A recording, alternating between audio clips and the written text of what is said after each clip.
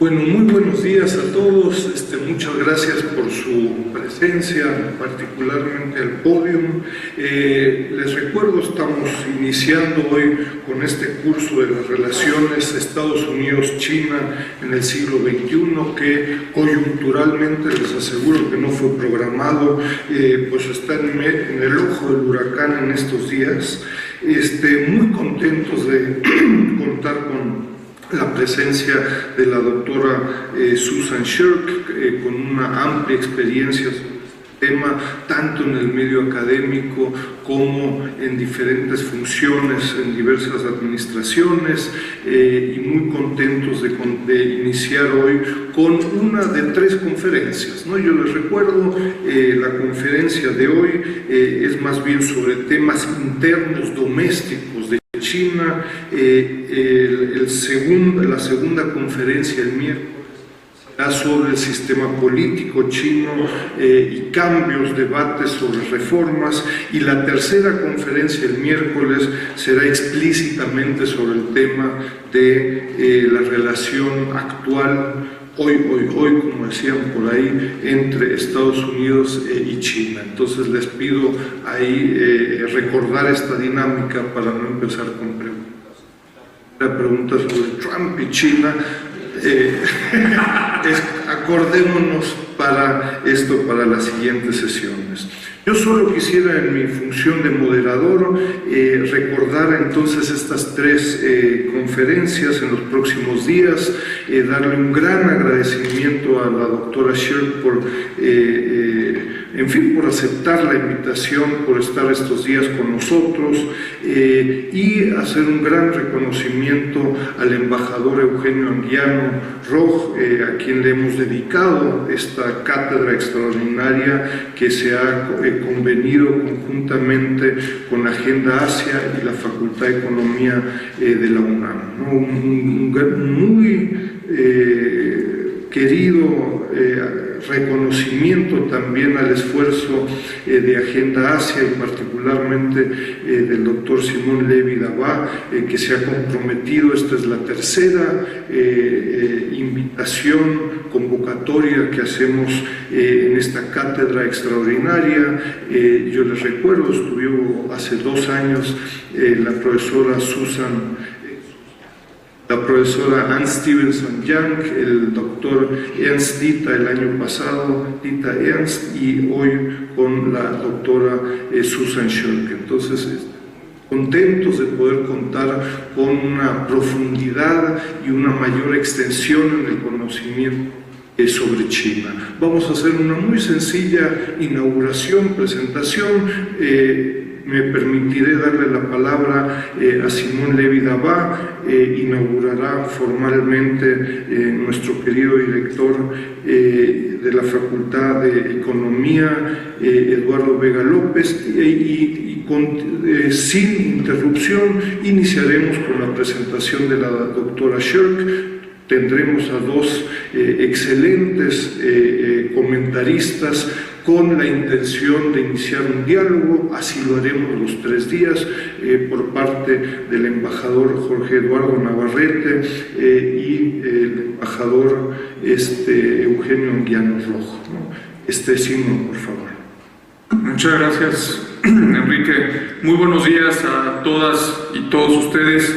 Saludar con mucho afecto y con un gran privilegio al señor embajador Eugenio Anguiano.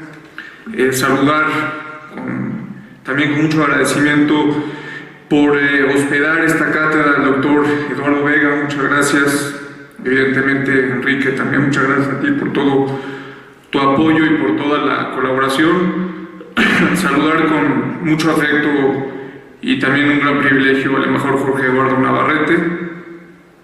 Y nos distinguen personalidades no solamente con un profundo conocimiento de la relación bilateral, sino por el actual momento que pasa en nuestro país. Saludar con mucho afecto al doctor Arturo Oropesa, entre otras distinguidas personalidades. Embajador, me haría mucho gusto de saludarlo, y a todas y todos ustedes, gusto de estar aquí. course, it's a very, very great honor to host you here in Mexico City, and we are more than pleased to listen very carefully all your insights, and definitely the current times and sharp moments that we are living in Mexico, they are going to be very well related, considering your insight, your knowledge, and moreover your experience, Susan, in the relationship between China, US, and now Mexico. We are very, very grateful, and we are very looking forward that this time is just a starting point of future insights that you can bring us to Mexico as a country, Mexico City as well, and basically to one of the most important communities here in the National University of Mexico. Thank you for being here in Mexico City.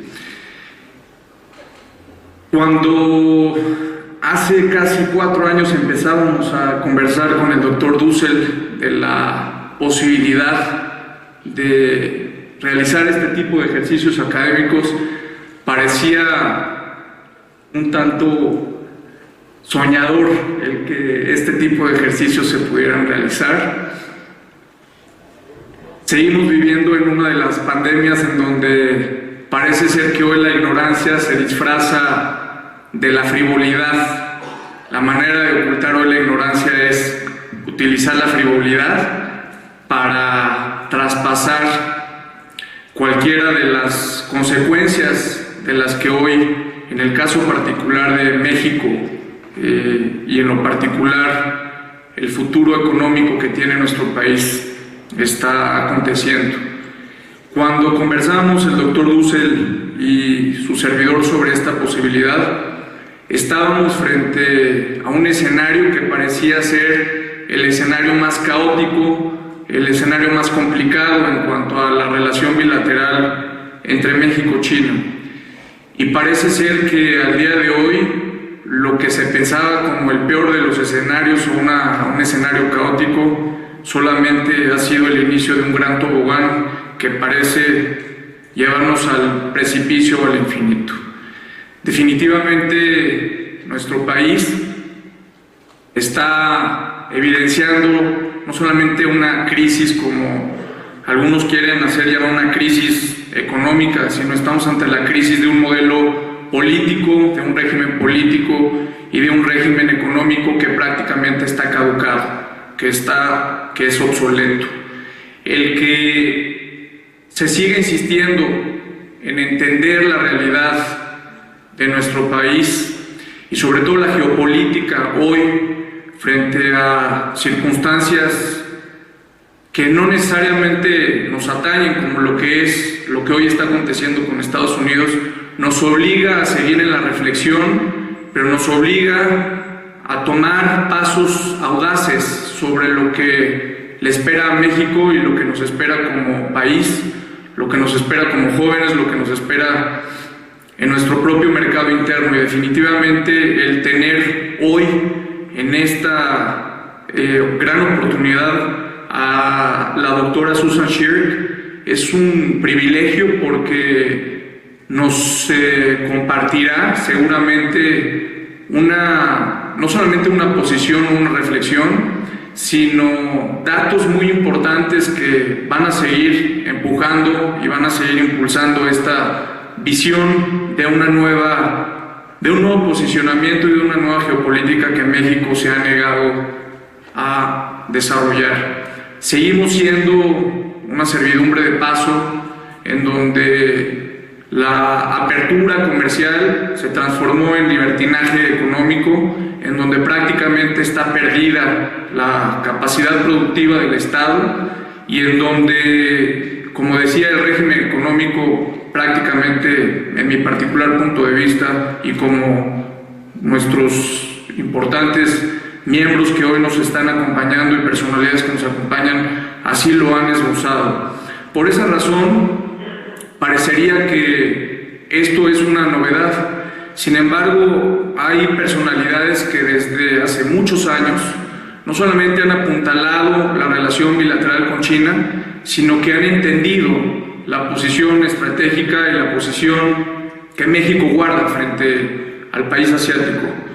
Por esa razón, es un privilegio el que esta cátedra, a partir de esta tercera edición, pueda contar como un brevísimo reconocimiento a una de las personalidades más importantes que a todas luces es una institución, el embajador Eugenio Anguiano, quien no solamente condujo la relación entre estos dos países, sino que permanentemente, a pesar de todo este sensacionalismo, de toda la producción de datos que se vienen generando todos los días, el embajador Eugenio Anguiano sigue produciendo sabiduría, sigue produciendo conocimiento y nos da luz a las nuevas generaciones que estamos sin duda alguna interesados, primero en ser menos ignorantes, segundo, en generar una mayor conciencia de lo que significa la relación bilateral con China y tercero, en la construcción no solamente de este modelo del futuro que nos acontece, sino entender que solamente el futuro se puede construir cuando escuchamos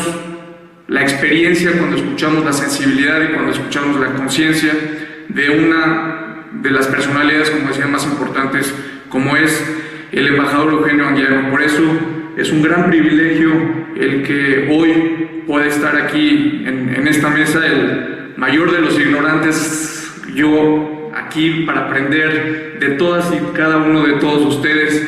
Es un gran gusto que el embajador Navarrete, que el doctor Dussel, que la doctora Shirk puedan estar acompañando este importante esfuerzo, porque solamente, como decía, escuchando la experiencia, parecería ser que, como decía, la frivolidad se está apoderando de todas y muchas instituciones de nuestro país. Sin embargo, este es un rincón de reflexión, este es un rincón muy importante de conciencia, y me da muchísimo gusto ver a tantos jóvenes que también hoy están aquí, que puedan escuchar, que puedan tener la oportunidad de escuchar a la doctora Shirk y que se siga realizando este ejercicio tan importante de reflexión, como lo decía ya el doctor Dussel, por tercera ocasión, el primer año con Anne Stevenson Young,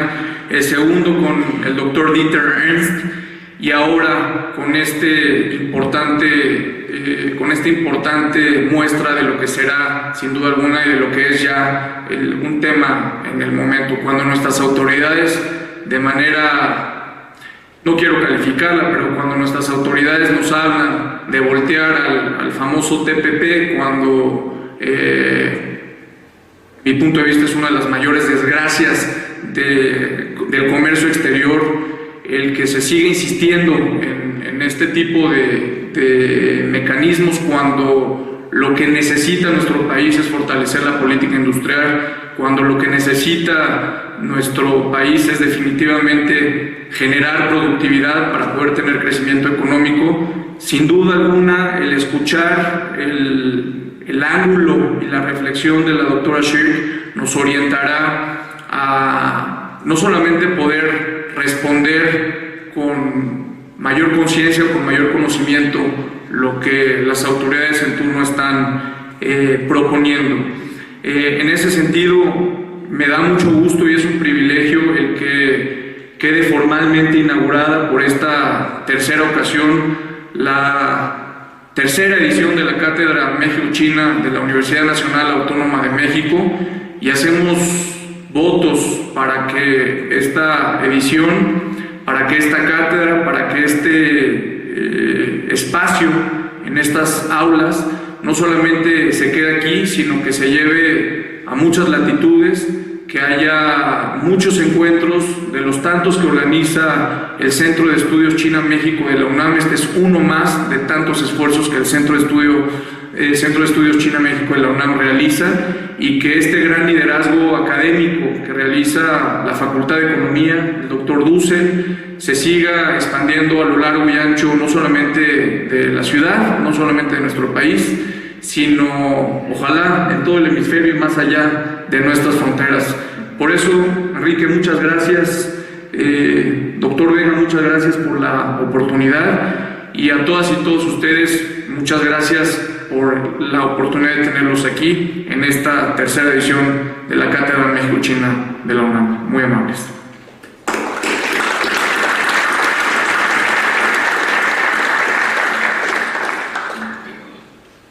Muy buenas tardes, colegas.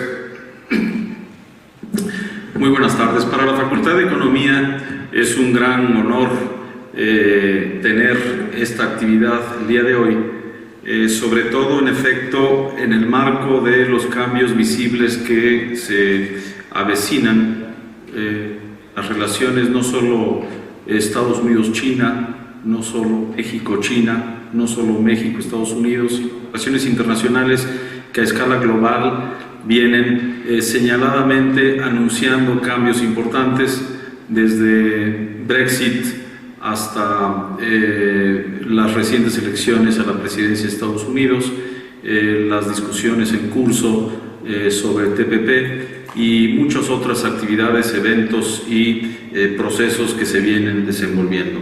Sin duda alguna, reitero, esta actividad que organiza el Centro de Estudios China-México de la Facultad de Economía es no solo muy interesante en su diseño de temas, sino muy oportuno para la discusión desde la UNAM sobre esta realidad contemporánea tan cambiante y tan desafiante.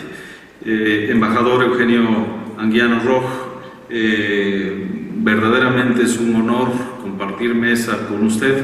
Es un placer adicional contar con el embajador Eugenio Anguiano en esta ocasión también, porque como todos sabemos es uno de los mexicanos más conocedores, más enterados, mejor documentados y reconocidos en relación con los temas relacionados con China y todas sus relaciones económicas, políticas, internacionales y su papel contemporáneo en la escena global.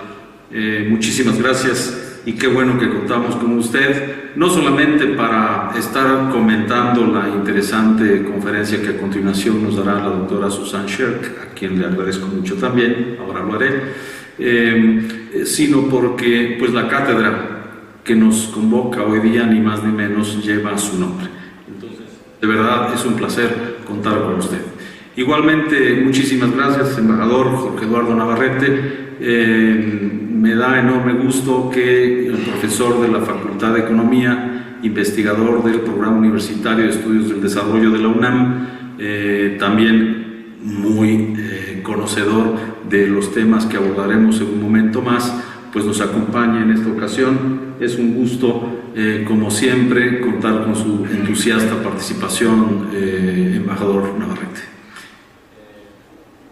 Doctor Simón Levi Dabaj, igualmente le agradezco mucho porque gracias a su atinada dirección al frente de Agendacia y la colaboración que a partir de esa institución tenemos con la Facultad de Economía, específicamente con la UNAM, pero a través de la Facultad de Economía y señaladamente con Cechimex, hemos logrado conjuntar esfuerzos para hacer realidad esta cátedra Eugenio Anguiano Roch y la colaboración contigo, con Agendacia, con nuestros vecinos, los abogados de la Facultad de Derecho, es imprescindible para estas temáticas, por supuesto. Muchísimas gracias también por estar presente y participar tan activamente en este esfuerzo.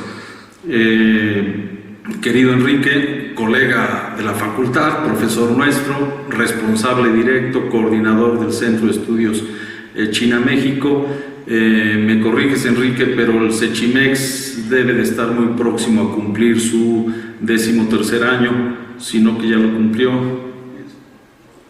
formalmente 10 años. Entonces se me han hecho 3 más por su productiva labor y la publicación reiterada de documentos y libros especializados, además de actividades como esta tan interesante que nos pone justamente como facultad mediante Cechimex a la discusión de temas tan cruciales.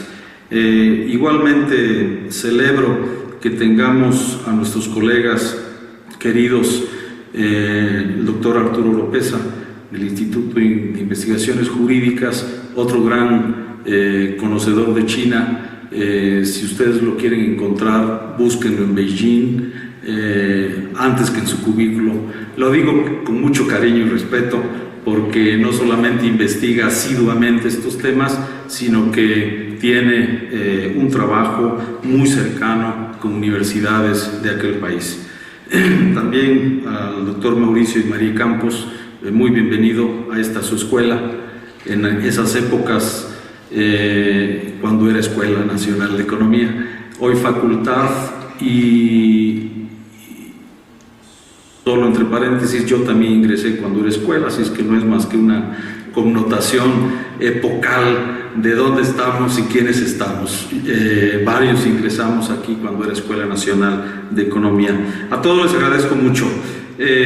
Doctora Susan Shirk, it's a pleasure for the Faculty of Economics, especially for the National Autonomous University of Mexico, to host this important academic activity and to share your knowledge and your specialized insights on these relations, United States-China relationships.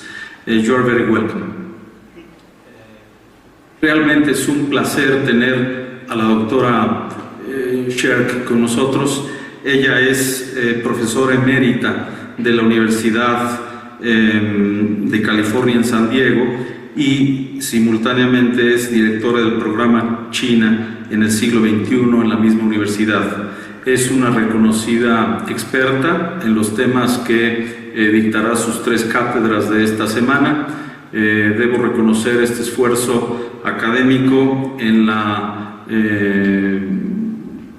penúltima semana antes de irnos de vacaciones de fin de año. Es realmente notable que Cechimex tenga esta capacidad de convocatoria cuando muchos ya están pensando en boletos de autobús, tren, avión o sus destinos de vacaciones en casas familiares o donde decidan hacerlas. Pero qué bueno que estamos reunidos entonces. Me parece que las 3 conferencias, ni más ni menos, la de hoy, The Failure of Political Institutionalization in China, la del miércoles, Can the Chinese Political System Sustain a Peaceful Rise, y la del viernes, United States Policy Toward China, How Well Is It Working, serán 3 importantes momentos para de manera más enterada pensar todos lo que está sucediendo en el ámbito internacional en estos días. Muchísimas gracias a todos. Formalmente, pero sin protocolos rígidos o estrictos, con mucho gusto doy por inaugurado este interesante trío de conferencias bajo la cátedra embajador Eugenio Anguiano Roch, y vuelvo a felicitar tanto al embajador Eugenio Anguiano como a Enrique Duce por esta organización tan favorable. Muchísimas gracias.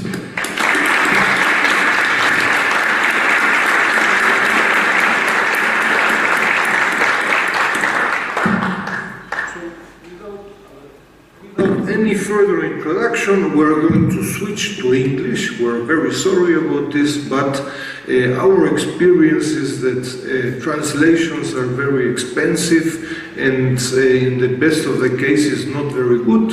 So we will switch and give the word to Dr. Susan Shirk. Thank you very much, Susan, for being here in Mexico City.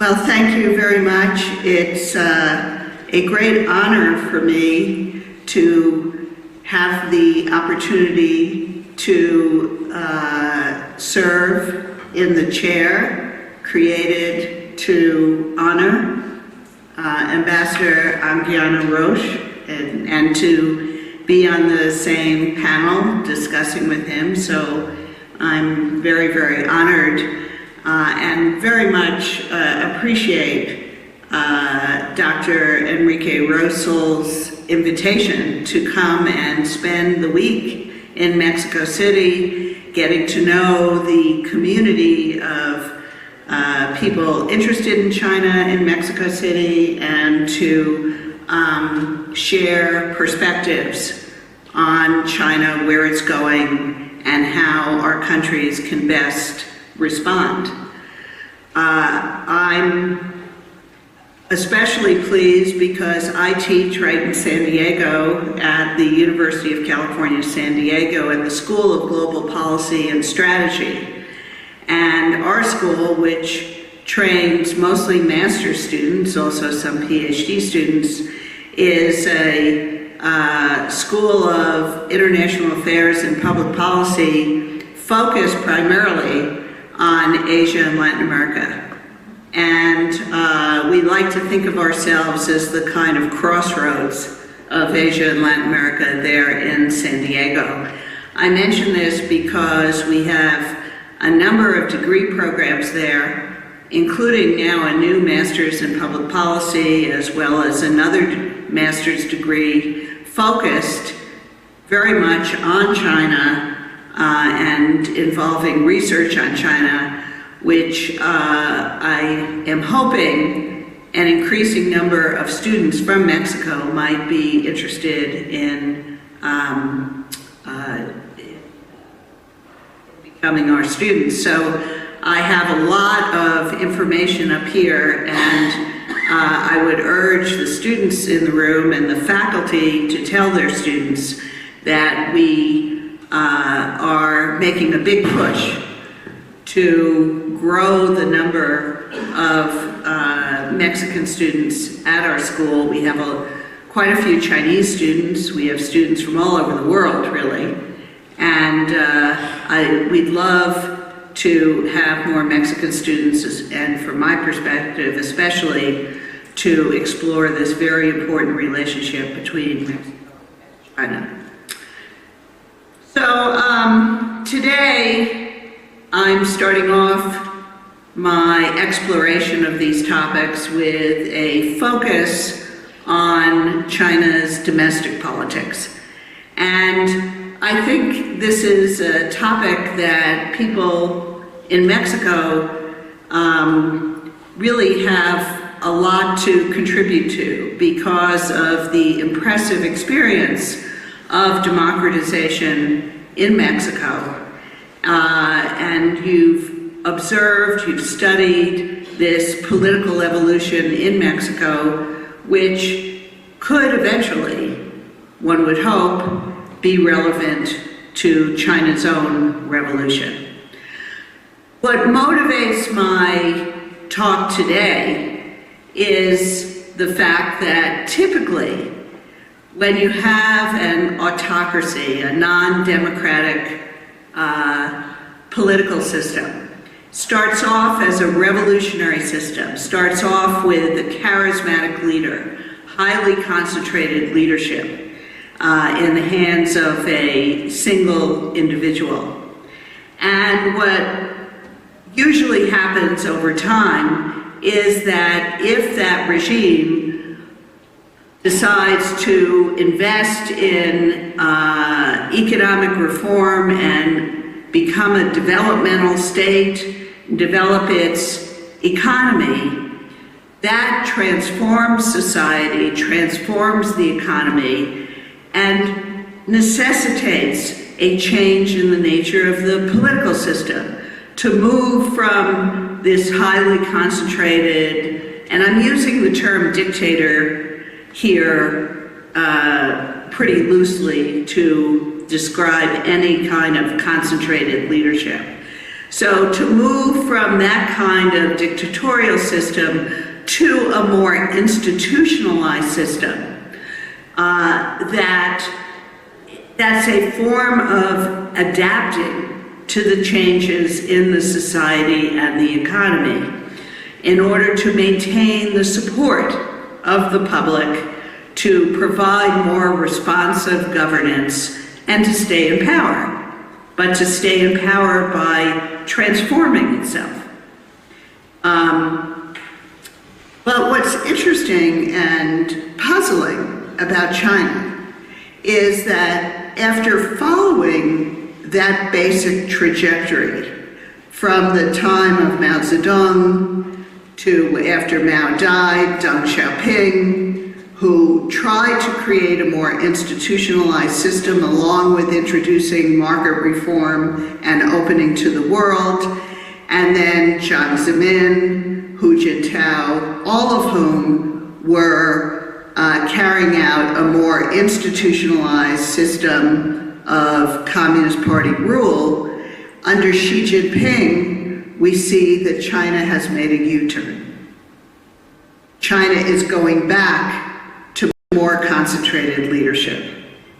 And so, for me as a political scientist and someone who has been a very long time student of China, back from the 1960s to today, I'm fascinated by that, I'm puzzled by that, I'm also worried about that. And I want to understand it better, and that's what I'm going to be talking about today. So, that's my motivating question. Why has it been so easy, apparently easy, for Xi Jinping to concentrate power after decades of collective leadership? And I don't think the answer lies in Xi Jinping's personal characteristics. Although every political system, there's always an interaction with the personality of the key figures and with the political structure. But I'm more interested in focusing on the political system itself and why these norms and rules and practices that Xi Jinping introduced after Mao's death have not been adequate to check the rise of another dictator. Here's the Standing Committee of the Chinese Communist Party. This is the pinnacle of leadership in China. In China, as a non-democracy, the ultimate authority doesn't lie with the people, with the public.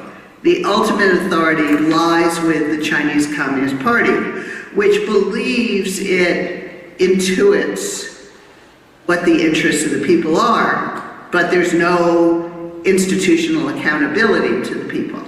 So the party is the ultimate authority in China. It then delegates power to the military, to the government, whatever. So today's Standing Committee, the one that was selected back in 2012, has 7 members, smaller than in the past, and the number one leader, the preeminent leader, is Xi Jinping. Xi Jinping holds 3 important titles. The most important one is General Secretary of the Chinese Communist Party. The second most important one is Chairman of the Central Military Commission, which means he is the Commander-in-Chief of the People's Liberation Army. The army is under the party, not under the government. And Xi Jinping right now is the only civilian on the Central Military Commission. So that's a very thin line of civilian control over the military. But he is the Commander-in-Chief. That's the second most important title. The third most important title is he's president.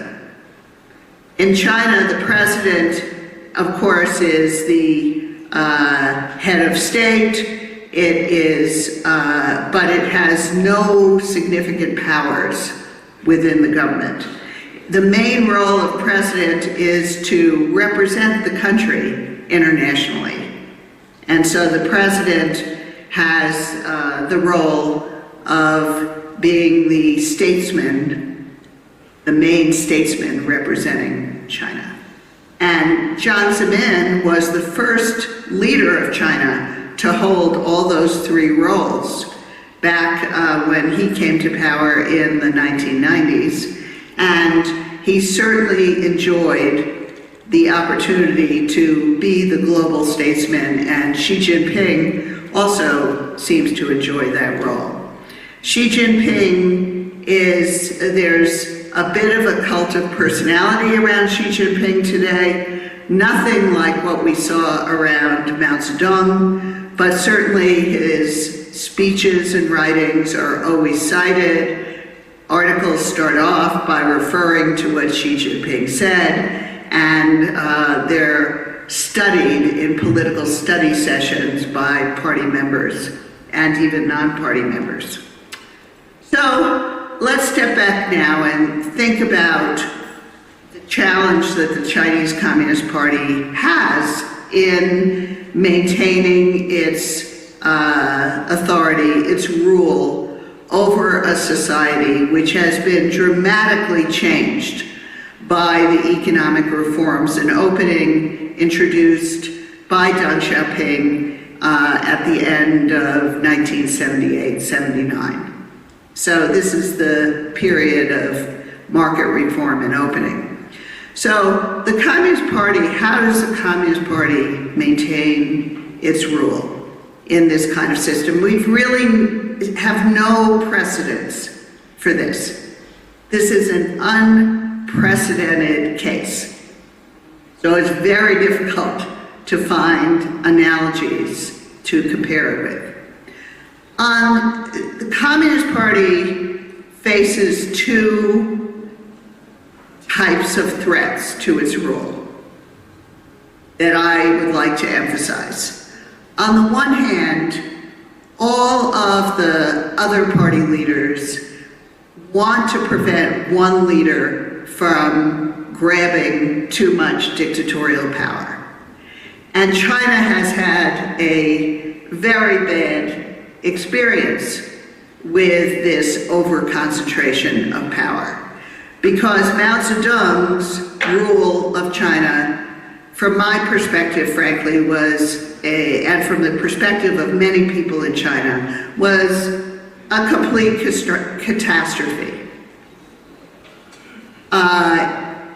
Economic welfare of the people was stagnant from the 1950s to the 1970s when Mao died. Family income remained basically the same. There was very little improvement in the livelihood of the people. It was a highly repressive system, and the dangers of the dictatorship, however, were that nobody dared tell Mao Zedong he was wrong about anything.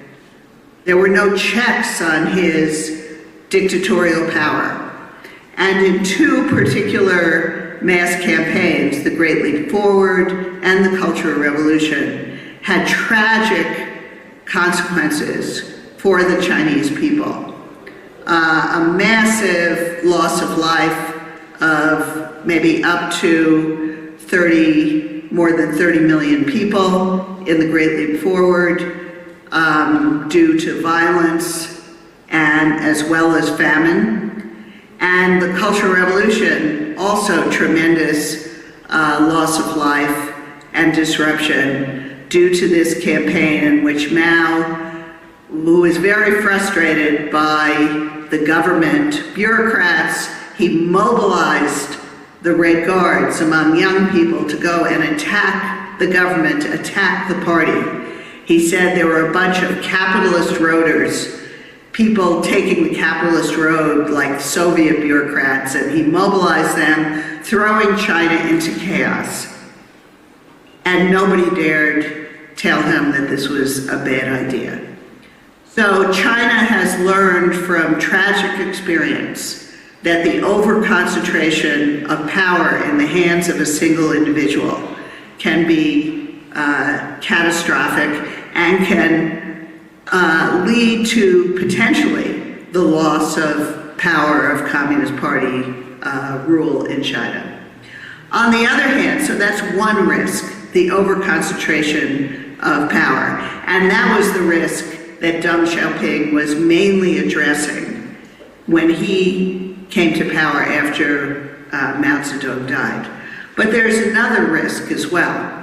That risk is open splits in the leadership that encourage people, leaders at the top of the Chinese Communist Party to reach out beyond the inner circle and try to mobilize a constituency of public support.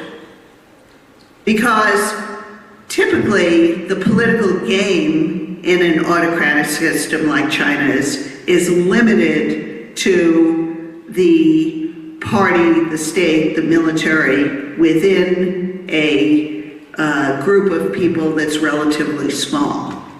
Mobilizing support for yourself like a democratic politician is very dangerous because that could really lead to the unraveling of the entire system.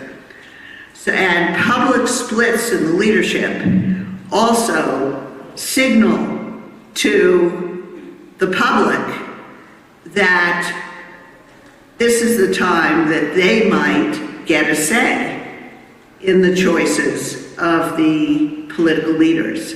It creates what sociologist Doug McAdam has called a political opportunity structure.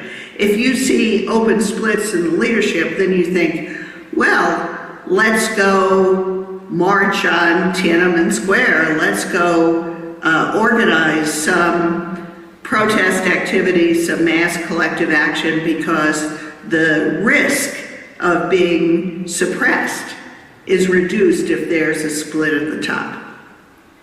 So,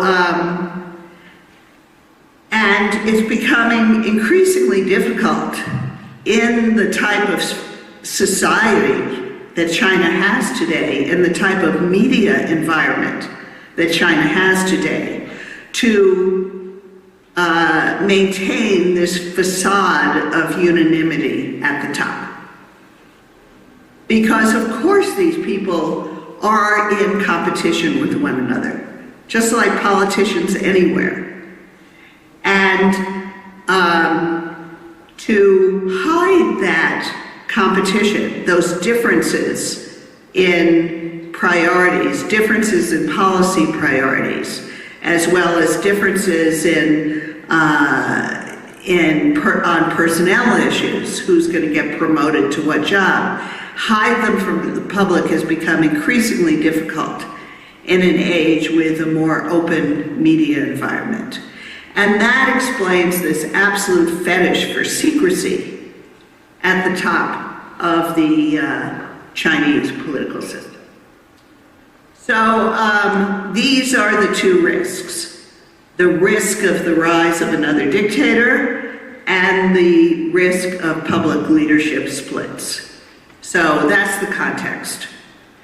Now, Deng Xiaoping, when he came to power, of course, he's of the same generation as Mao Zedong, Long March leader of the Chinese Revolution. And when he came to power, of course, he had been at the receiving end of Mao's dictatorship, right? This is an individual who was purged twice by Mao and came back. His family suffered.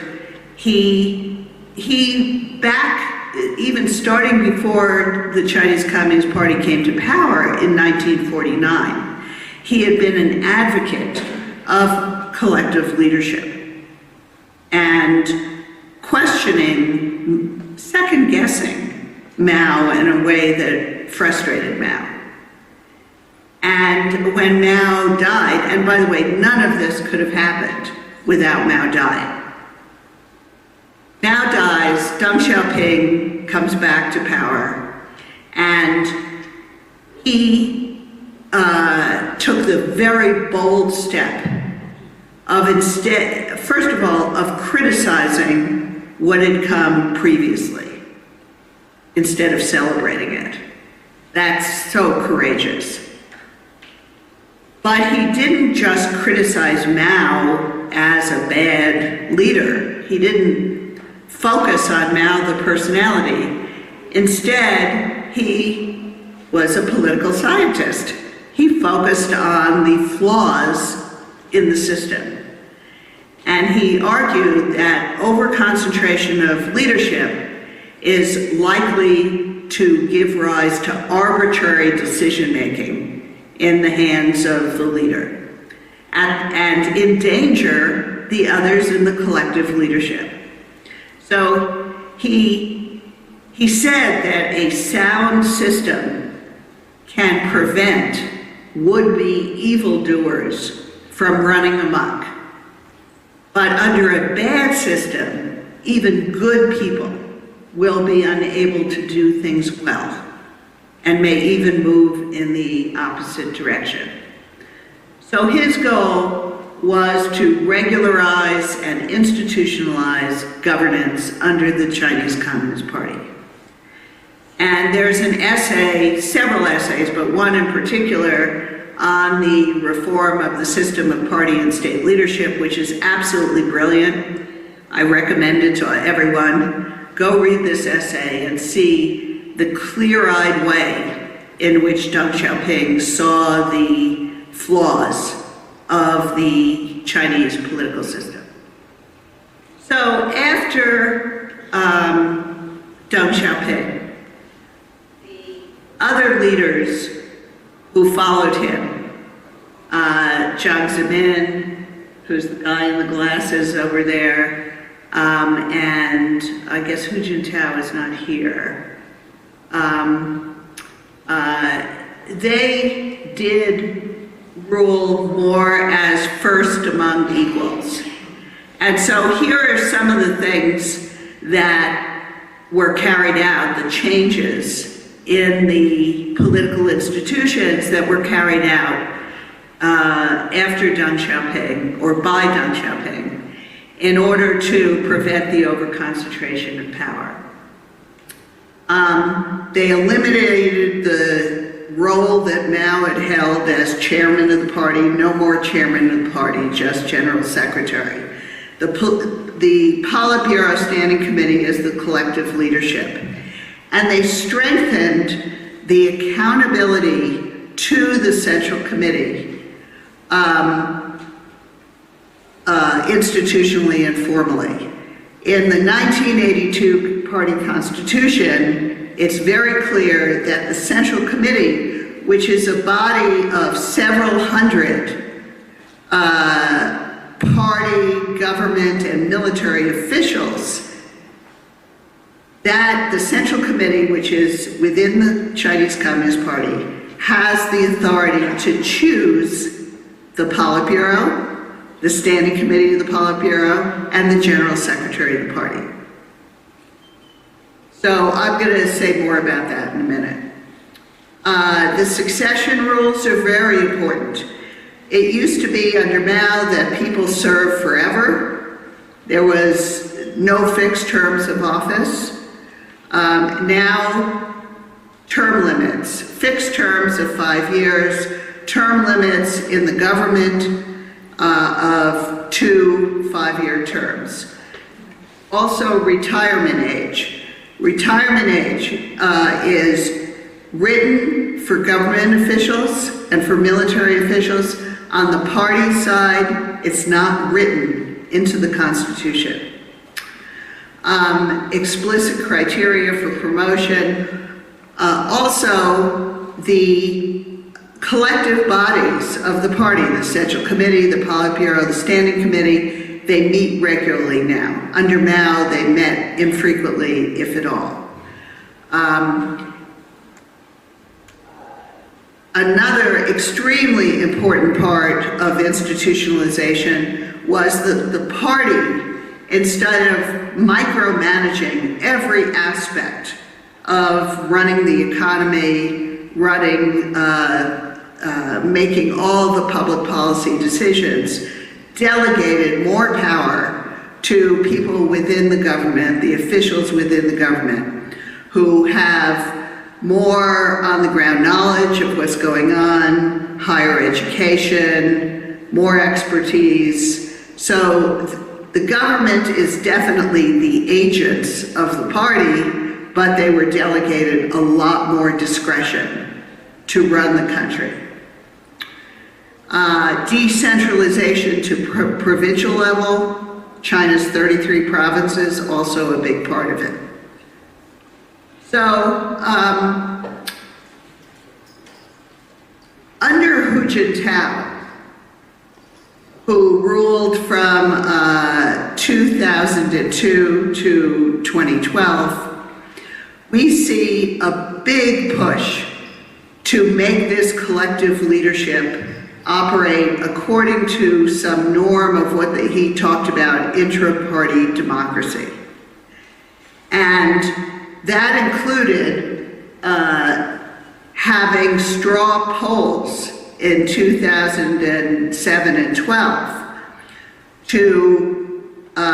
for the members of the Central Committee to have a kind of popularity contest to see who they thought should be in the next Politburo Standing Committee and even the top leadership. They didn't go so far as to have a contested vote in the Central Committee, but they had a straw poll, which only went so far, but they had a straw poll to get that information and try to prevent surprises. Basically, this was a way of making sure that the Central Committee didn't one day reject the nominations from above, that came from above. This is really important because in the Soviet Union in the Khrushchev era, which had, by the way, the same basic political institutions, the Central Committee rejected the nominations from above. They revolted. They used the formal power they had. And in Vietnam today, Vietnam is more advanced in intra-party democracy than China ever became. In Vietnam, they have contested votes, open competition among leaders, and the Central Committee selects the leaders. So China moved in the direction of Vietnam, but not as far as Vietnam. But they did have those straw polls in 2007, 2012. And also, and you can see a lot more talk about intra-party democracy under Hu Jintao.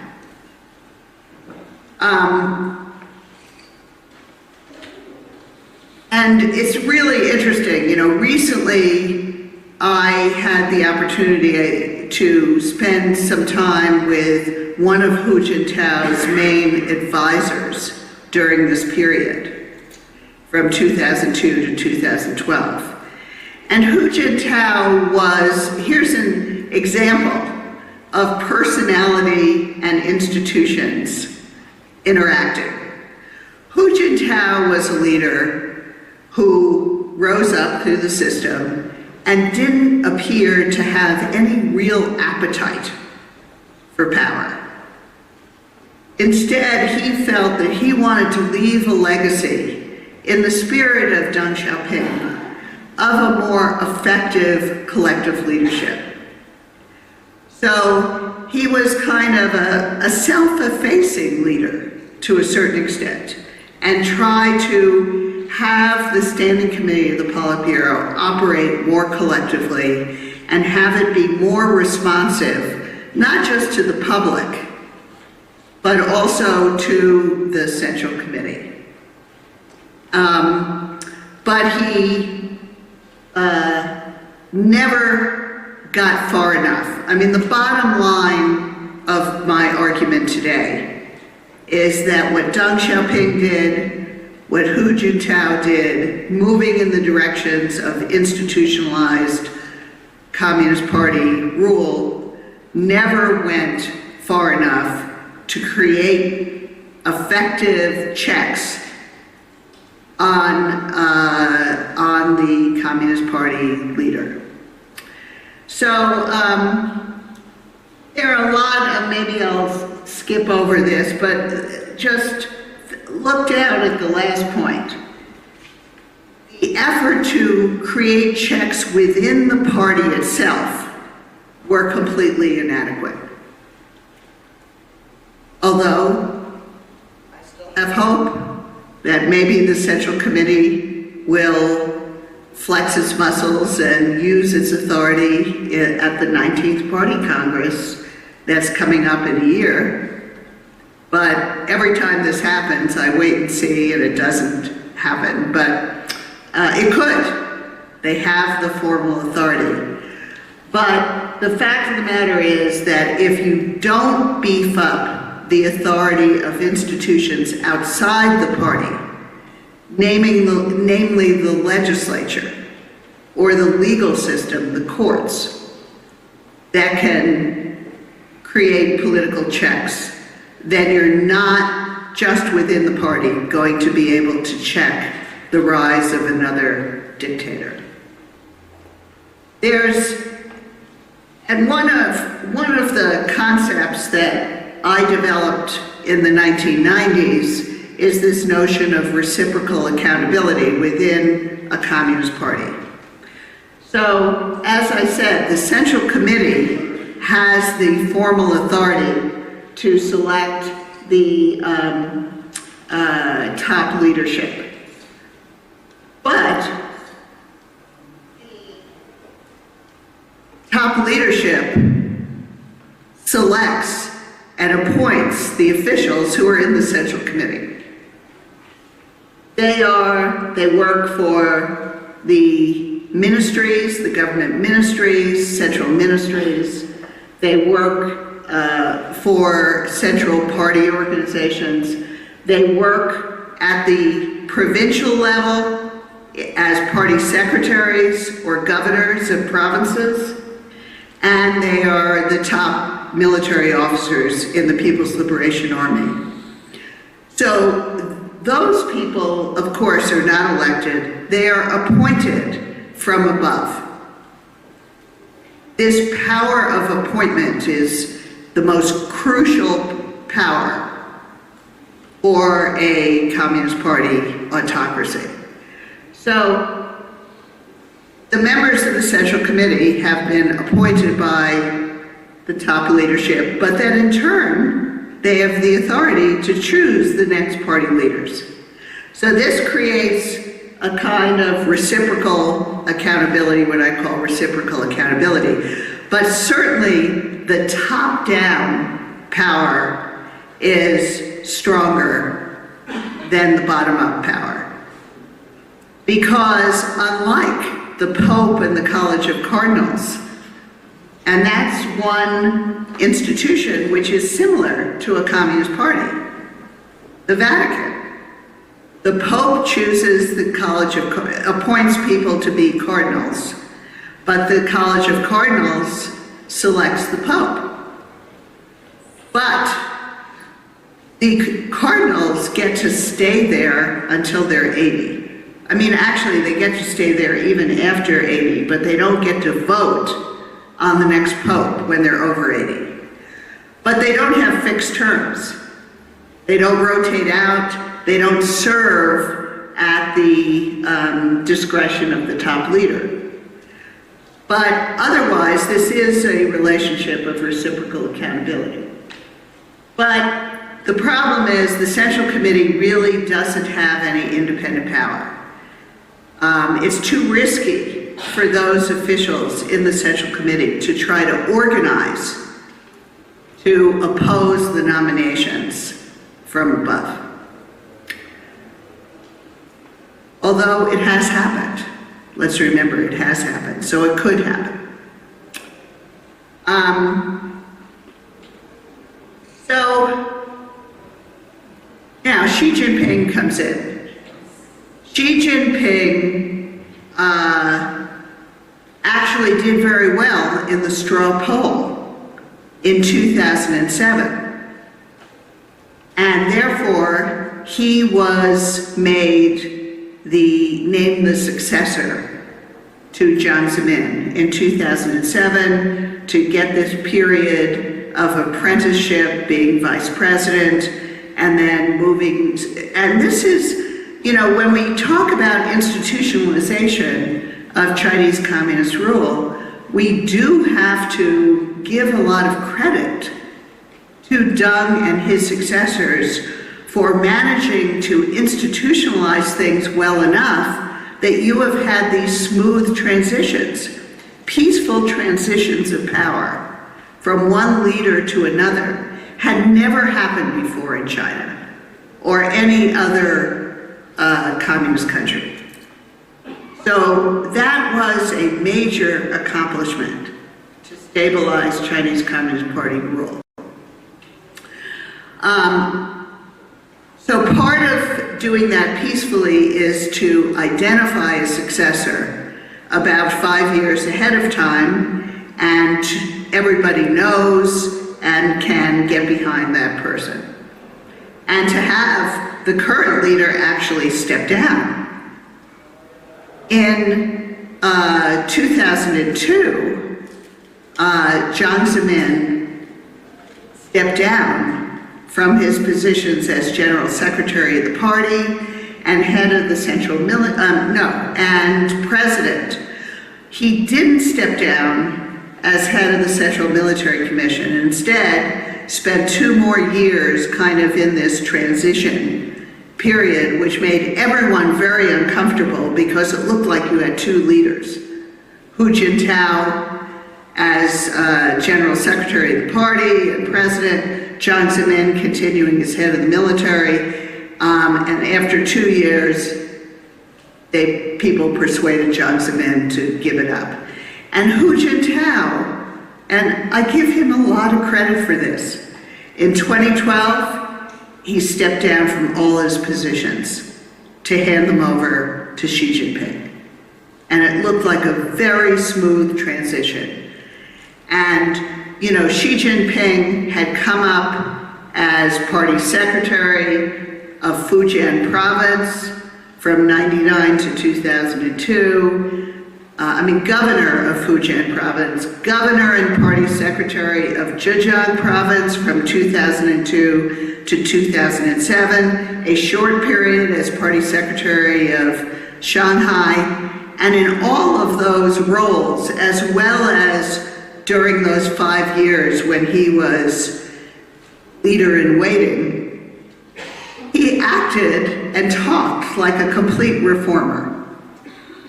Never any signs, any hint that he thought the system wasn't working well under collective leadership and that you would need more concentrated power. And there were problems of collective leadership under Hu Jintao.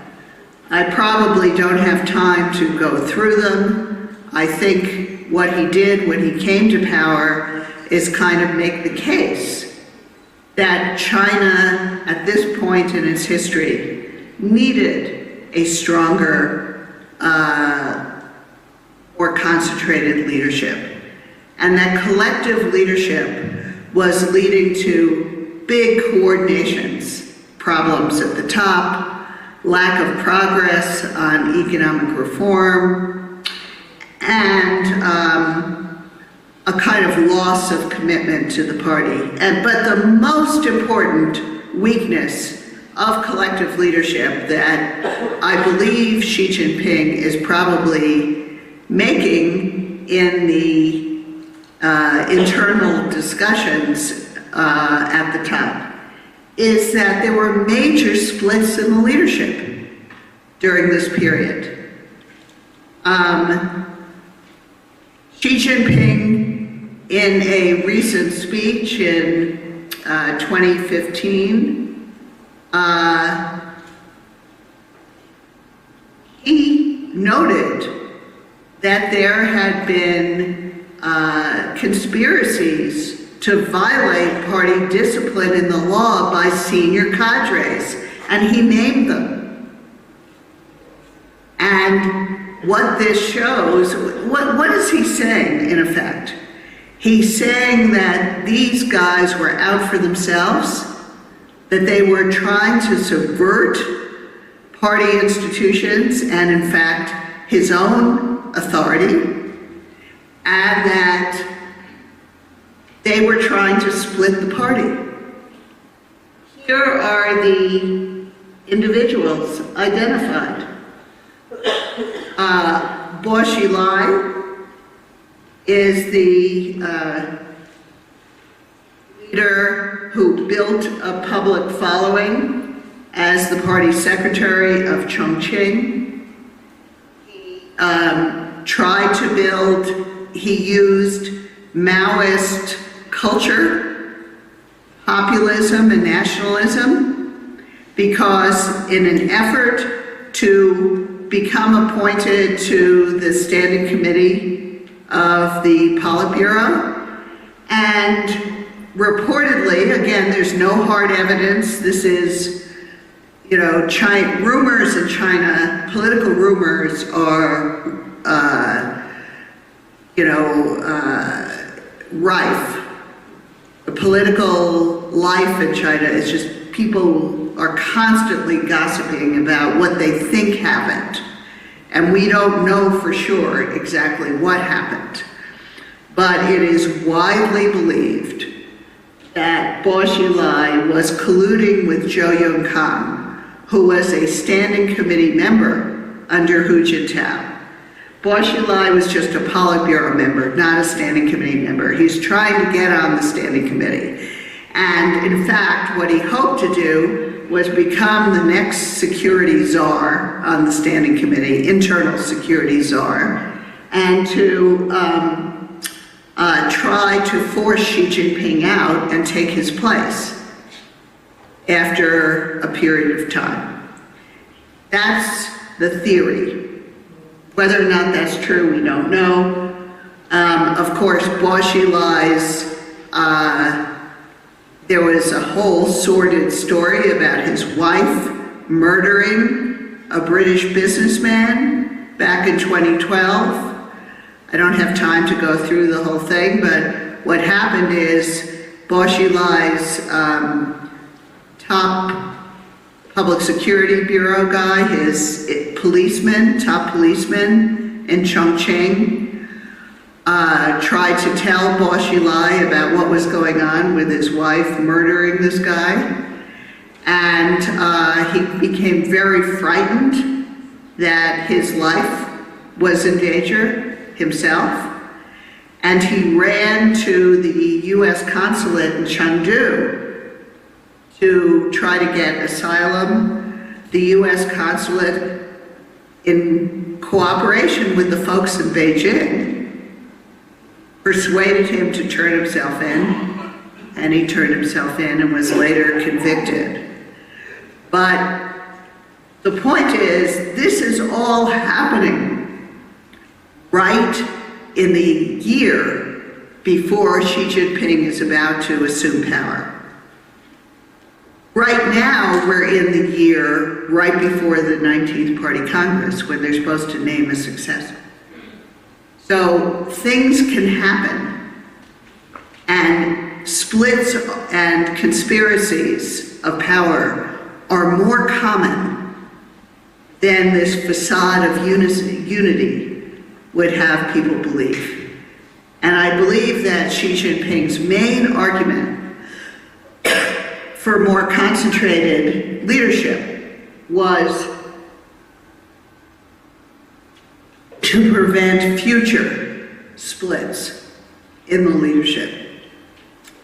One of the conspiracies, by the way, was within the military.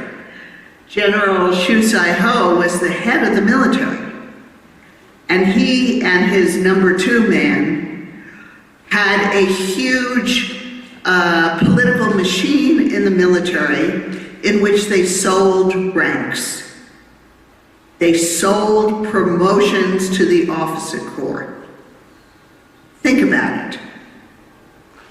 I mean, how disgraceful for the professional pride of the military. So Xi Jinping has carried out a huge anti-corruption campaign, and the targets at the very top were Xu Sai-ho and the #2 military officer. Su Rong I won't talk about, but Ling Jihua is interesting. He was the head of Hu Jintao's office, general office in the party. He had great ambitions to become at least a Politburo member, if not a standing committee member. And he was the guy who was running those straw polls. And because the results of the straw polls are kept secret,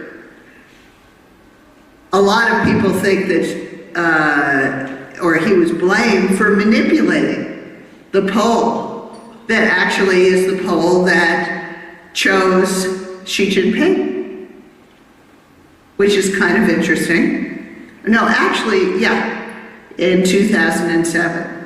So,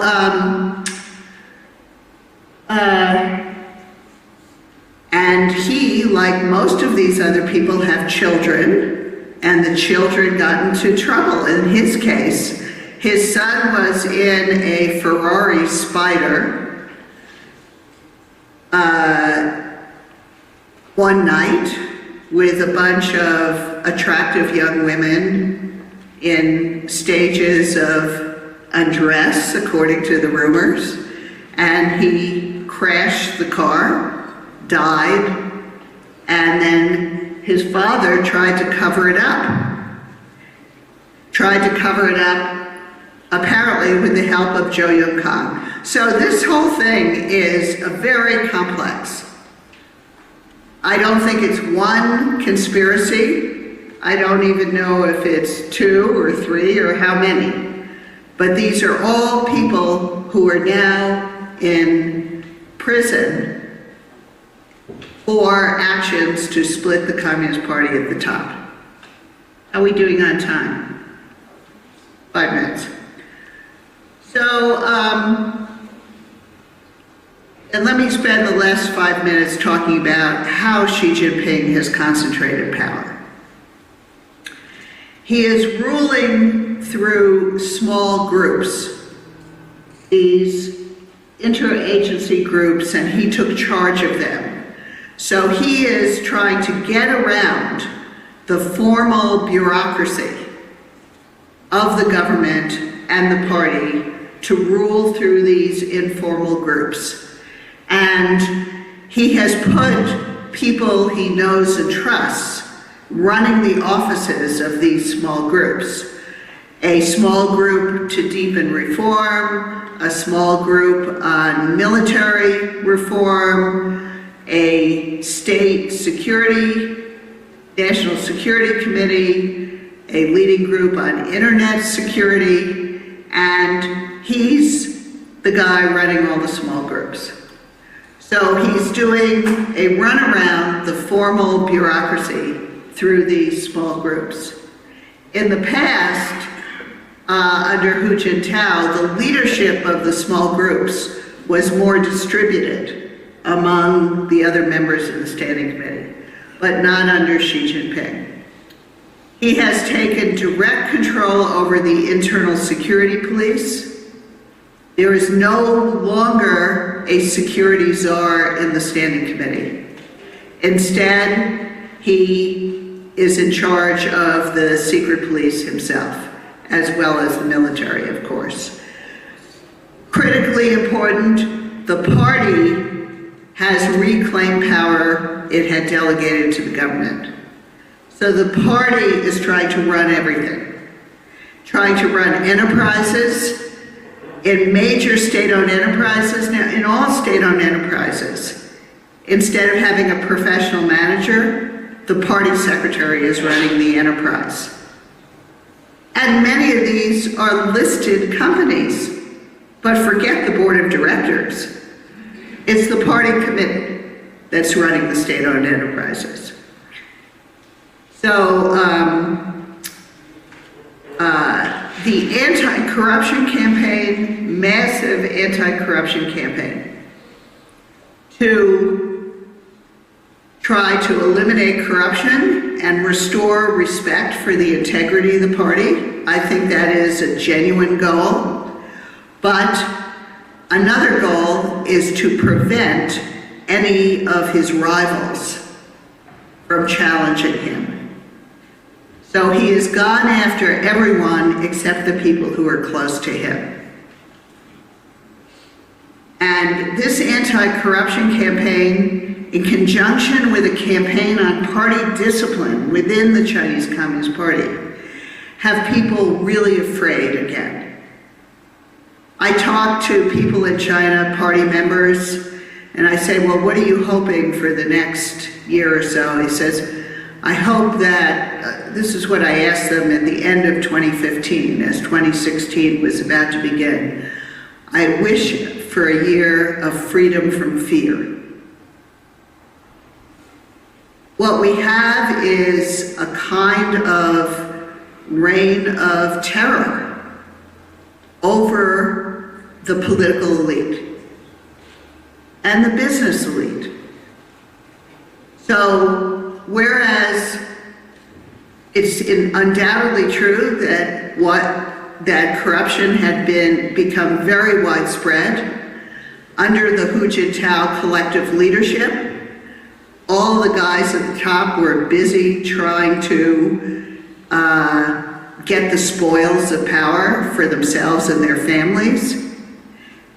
But this approach is not an approach relying on the legal system.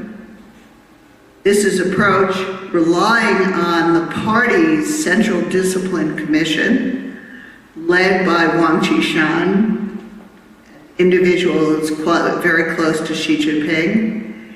And it is therefore a purge of rivals and potential rivals, as well as an anti-corruption campaign. Xi Jinping has anointed himself as the core. This is, words, terminology matters a lot in China. And Hu Jintao was never the core. Jiang Zemin was the core, but he was named the core by Deng Xiaoping, who was worried that he wouldn't have sufficient authority. But Xi Jinping is the first Chinese leader since Mao to name himself the core. There's a focus on ideology, a focus on loyalty within the Communist Party, a focus on nationalism. We'll talk about that on Wednesday. And a lot of other controls over civil society and media. So, and Xi Jinping appears to be, in many respects, modeling himself on Mao Zedong.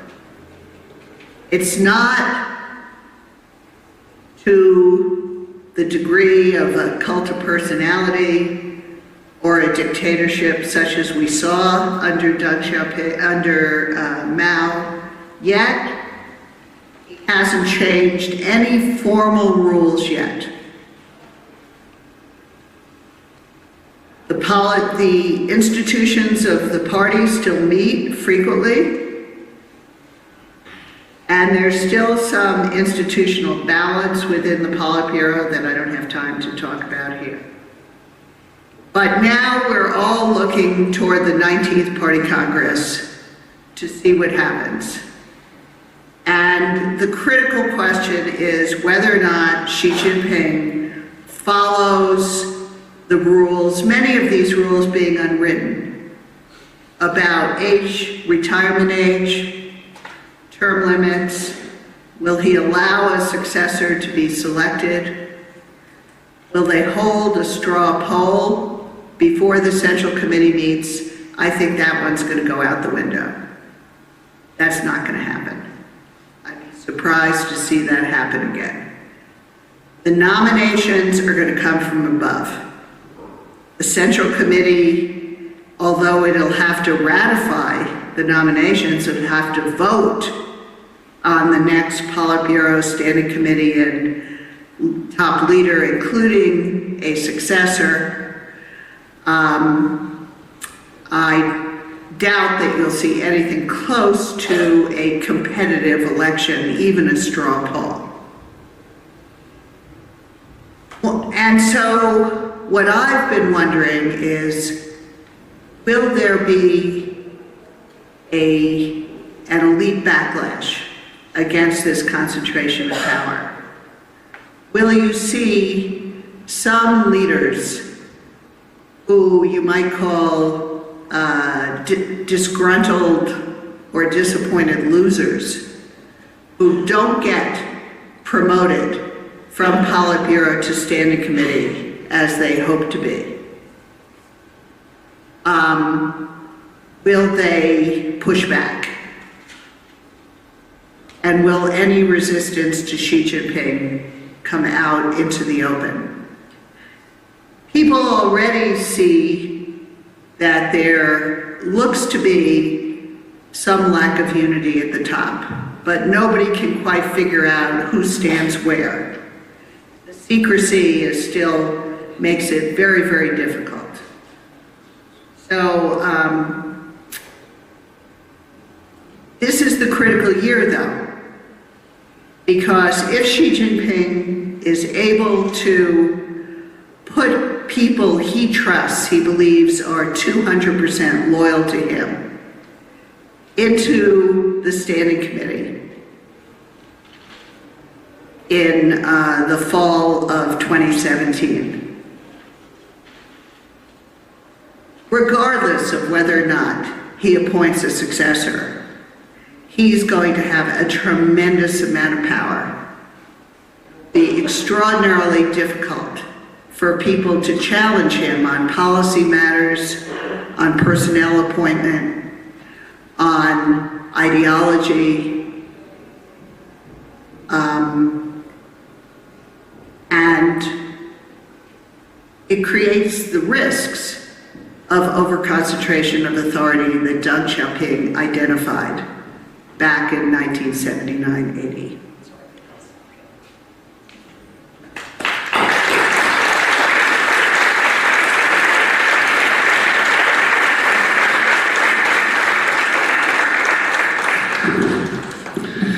Thank you very much, Susan. Okay, should I stay here? I think You can maybe sit I down will. if you want to. Sit down? So we will Okay. have two discussants, Ambassador Jorge Eduardo Navarrete López, who is also here at UNAM at the Programa Universitario Estudios del Desarrollo, and then we will continue with the comments from Ambassador Eugenio Anguiano Roch, who is at CIDE and also a good friend of Cechimex. We asked them to have comments of around 10 minutes so we can initiate a round of questions from your side. Around 10 minutes, not more than 10 minutes. Jorge Eduardo, please. Well, thank you very much. Really, it was a fascinating lecture, a lot of insights to a situation that is not known enough outside China, except for small circles of sinologists and other specialized people. I suppose that will be the impression one will have sometime before 2000, before the year 2000, hearing a specialist on Mexican politics speaking about the PRA, our own autocratic party of the time.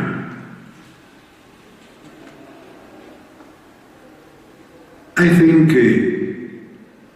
the way in which Professor Shirk took us along the construction and then the probable deconstruction of the political authority of the present Chinese leader, President Xi. It's very, very suggestive of a lot of differences in respect to what happened in the last periods, the one of Jiang Zemin and the one of Hu Jintao, and also illustrates very much the continuities among them. One question that a little bit separate from nearly any other consideration struck me in a given moment of his lecture was when she presented to us the portraits of the leaders that have been purged by Xi. The fact is that all of them are in jail, but all of them are alive. And that's a question that probably won't happen 20 years before in China, or never happened during Stalin in the Soviet Union. Anyway, the way in which the system is operating is far more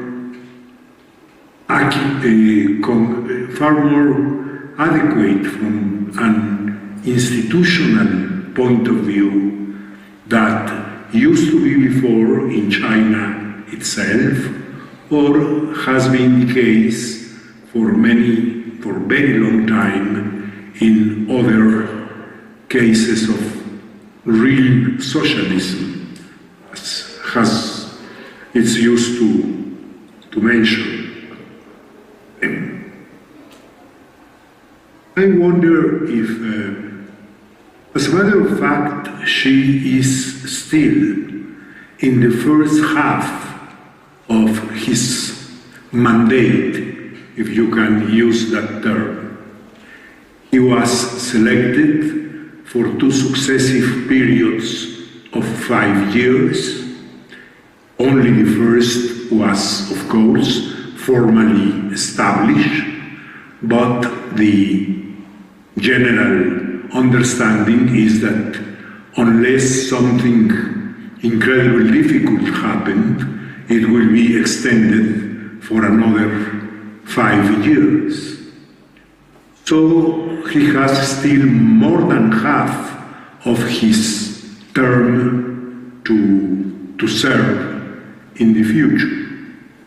But certainly, if he is to follow point by point the procedure established and in this moment, there will be a very clear indication, as Professor Shirk said, in the autumn of next year, of who will be the next leader.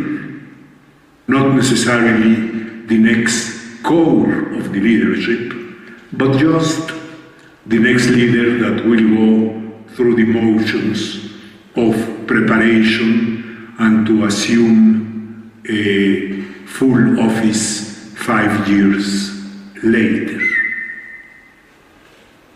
In this particular moment in time, I think that there are a lot of questions that certainly will be discussed in the next 2 lectures of Professor Shirk that made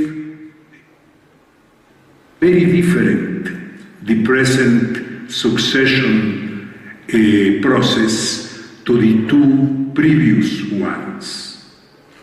And those have to do not necessarily with the operation of the Chinese political system, the domestic operation of the political system, but with external factors in terms of the international environment in which the succession will be decided, and the international political and economic environment for the second part of Xi regime and for the next one 5 years later. And I suppose that after hearing the next two lectures, we will have a more complete panorama. But without those elements that are very important, let me just mention one. One of the bases of the successful integration of China to the international economy can be deeply transformed, deeply affected by the new American administration. We are not discussing that now, that will come next Friday, but I think it will give us an element without which it will be difficult to have the complete panorama. If one looks only to the domestic political situation mainly, I tend to think that probably it's a little bit premature to qualify Xi, as it was made in the presentation, as a dictator, or the situation in China as a reign of terror on the rest of the political elite. Of course, the anti-corruption campaign of Xi, that it's a powerful political instrument to establish initially and to reinforce later, and probably to preserve in the future his political standing and political authority, is not a question that could be treated lightly.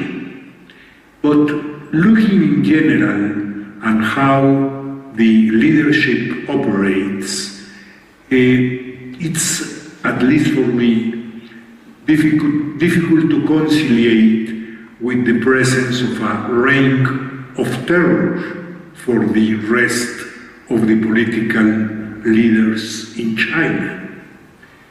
It's difficult to judge from several tens of thousands of kilometers of distance, and certainly there is a lot of opacity about the operation of the system. But in general, it looks like a system that is reasonably working within its own characteristics. In China, one is always recalled that things happen within the Chinese characteristics. Having in mind those Chinese characteristics, I do not see, and probably I am only revealing the extent of my ignorance, I do not see a profound political difference, a profound difference in the political environment about mid-time in Hu Jintao's regime and the present situation. Certainly, Xi has a stronger and more assertive personality than Hugh used to have as a leader and in general as a person. But I wonder if that personal differences really amount to such a big political difference for the country in general. I think that probably next year in the Congress, in the party congress, and in the process that it will be open, we will have another instance of peaceful transition. Probably it will be more directly determined by the desires and the preferences of the present core of the leader. But I am sure that it will be a lot of domestic opposition, that it's difficult to know how it manifests itself or how far it will go if there is too harsh an attempt on the part of President Xi to impose his own will. On the other hand, he will have a lot of arguments in favor of a more centralized, more controlled process than in the past, with the general argument that can be constructed that China is facing more difficult times, will face more difficult times in the second part of this decade than it has in the previous one, in political terms, and probably also in the way in which China has been able to keep this remarkable economic performance despite the recent disinflation for the last 15 years or so. Yes, in my last minute, I would say that the big difference, and it was, of course, underlined by Professor Schirk, is that the successions in China are not violent and are not bloody. And I suppose that everyone in China, starting with President Xi, are convinced that it is in the best interest of China to keep successions that way, more or less relaxed, not violent, and not bloody. Thank you.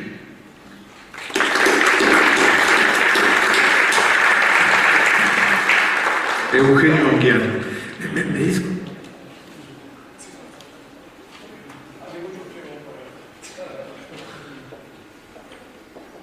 First of all, I think I have to apologize for being still alive and receiving this honor to have a chair under my name. Sorry about that. Well, first of all, Dr. Roch, I think you have presented a very interesting, less comprehensive kind of panorama situation on the political life in China. I want to make some 3 or 4 comments about that. First of all, institutionalization.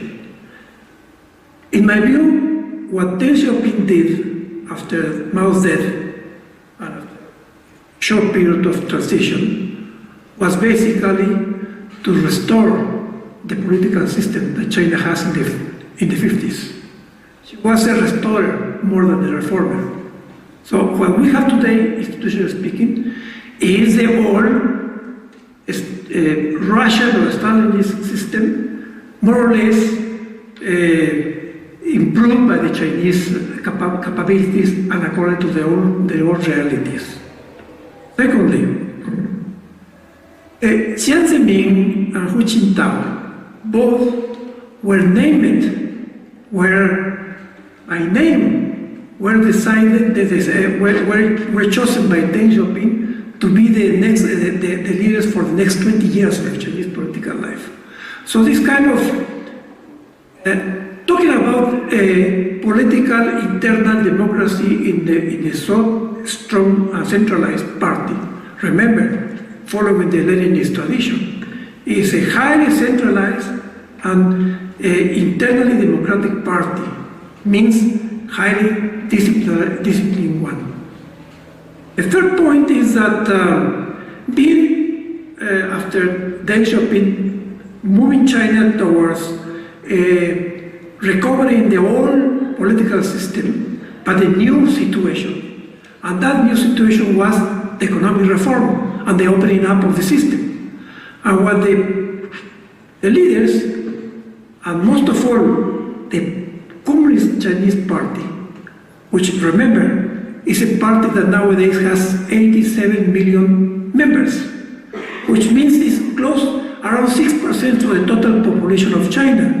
So it's a totally different animal of that other communist parties systems where you have one or two or one person, as used to be in the case of Mao, with a total authoritarian control, but not total, there were some differences, but with an authoritarian control of the country.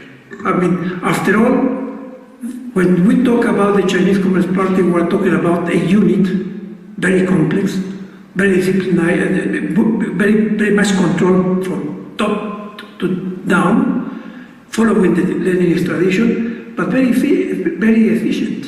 At least after the political economic reform has shown us that this party was able to conduct China to drive the ship towards what China is today.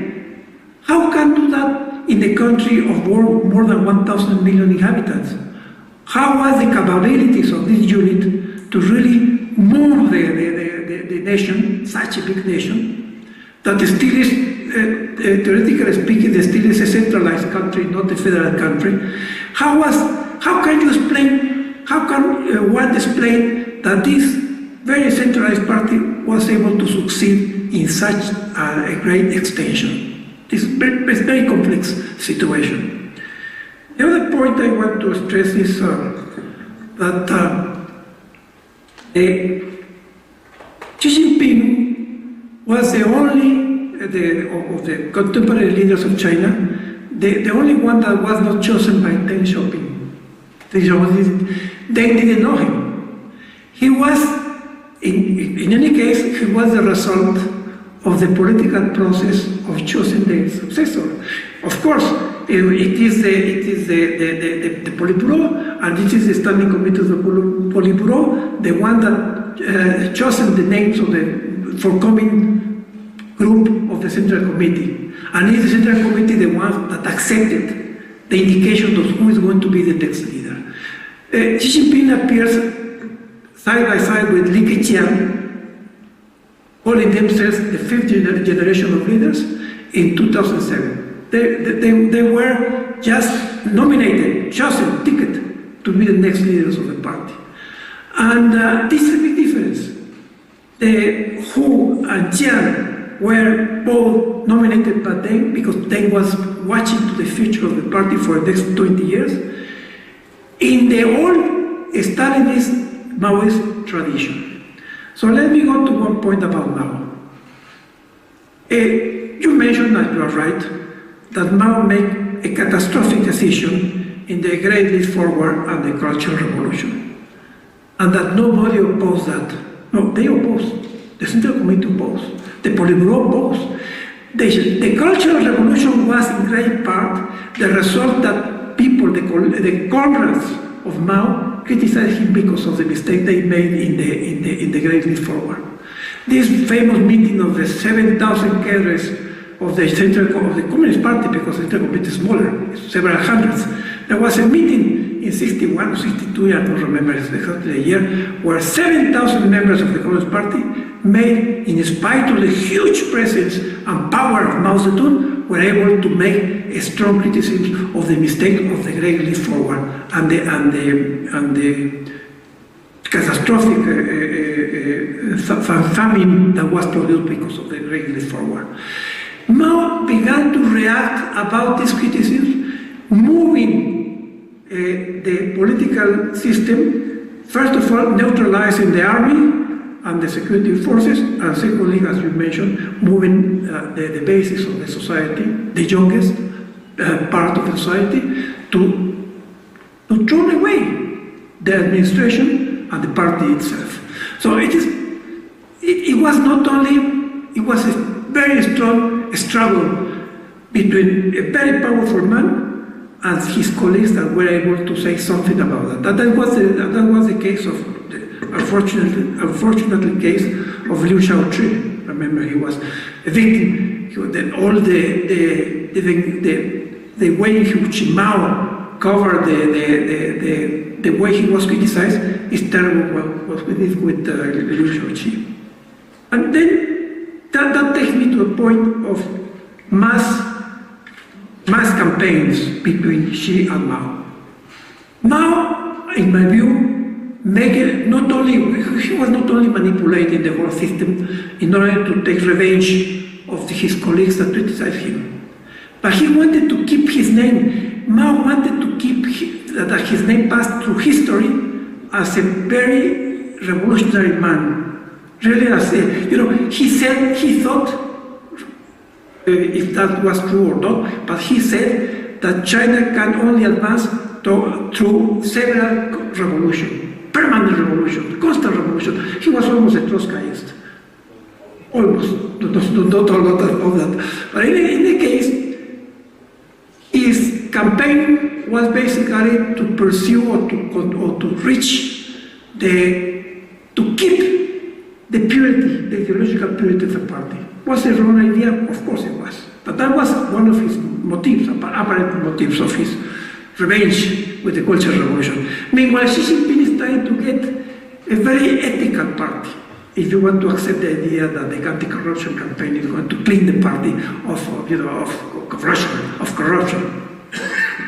In my view, Xi Jinping is trying to construct this power. I mean, if you take into consideration that 5 out of 10 small leaders groups are chaired by them, on top of that all power they have, then you have the picture of a man that is trying to really control, but to control for what? I am not sure he's trying to really to be another second Mao. And I hope, and with that I will finish, I hope that very soon we will see, I hope so, we will see some reaction among the members of the Politburo and the Standing Committee. After all, the Communist Youth League is very powerful still to keep some kind of, if not total power balance, at least some kind of internal balance inside the party. I agree with you in the basic idea, but I still keep open my hopes that somehow in the next coming months we will see some kind of reaction against this concentration of power on the hands of Xi Jinping. Thank you very much.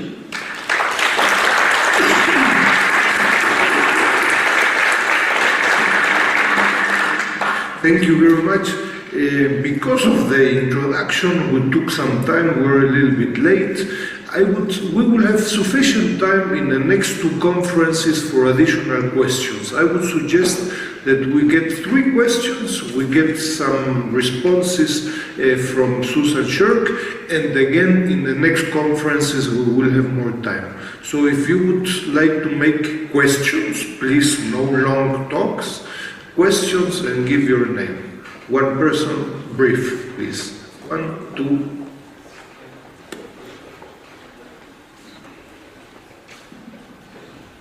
Okay. Thank you very much, Dr. Shirk. I wonder if you know that Xi Jinping has studied as a chemical engineer. That was my first profession. He's a chemical engineer. So there is something in China operation, I don't, perhaps we can talk about, called synergy catalysis. And for me, something he has done on this Xiaozu, this group, is to select people that can improve him. I have had 2 experiences in China. First one, 77, 79, Geige and Kaifan. And I remember that Confucian tradition of China is Lin Dao. When I say, Deng Xiaoping was a road capitalist, they told me, Tashi Lin Dao. That's the leadership in the people's mind, still the confusion that a leader, that Lin Dao it's a lean down. And can you hear me or not? Okay. There are two things. First thing, and then where are the sources that you have? Because maybe the secrecy in China is a common way. It's very difficult to get the information. Thank you very much.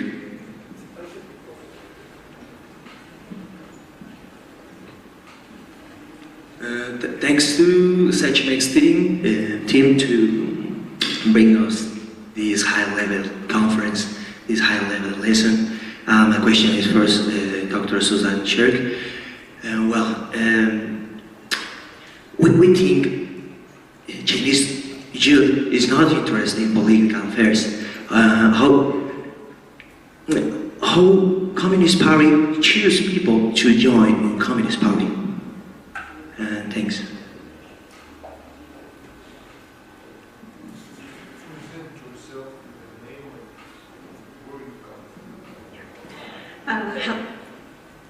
Hello, I'm Diana Gomez. I studied international politics in Shandong University in China. One of my questions for today's lecture is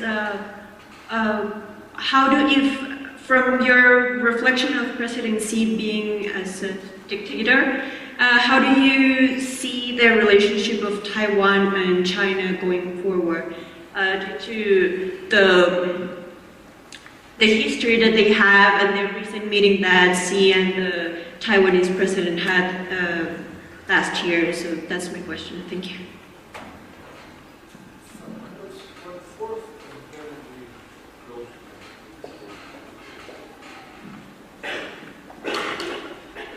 My question is for Susan Scherk, and I would like to know what impact could it have the political chaos coming with, well, in such a perspective, if there is some political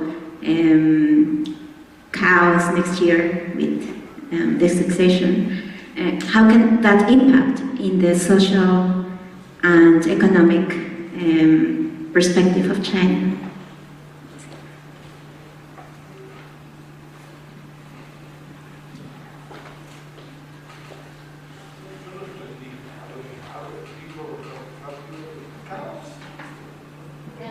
Yes, if there is some problems with the succession within, so how can it impact in socially and economically in China?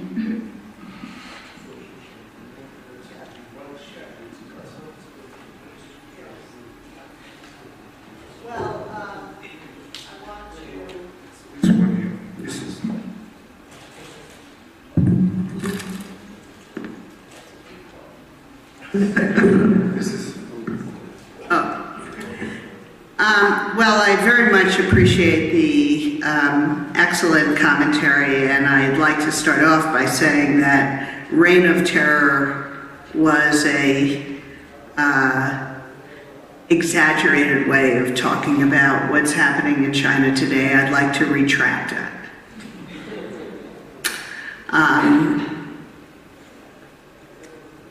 You know, the official class and the business class is scared.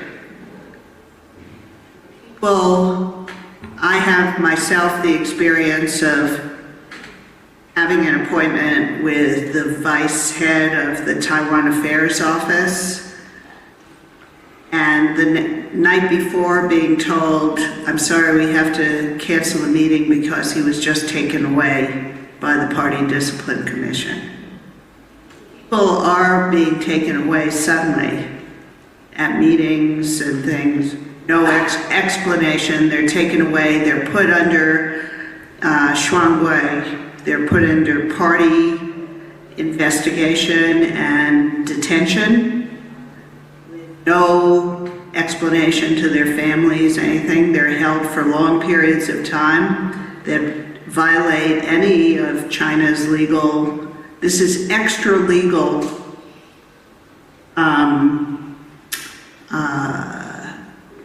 punishment, investigation, and only after the party discipline commission decides what to do about these people. And by the way, that's we don't exactly know how those decisions are made, but after they make their decision, then it gets handed over to the courts.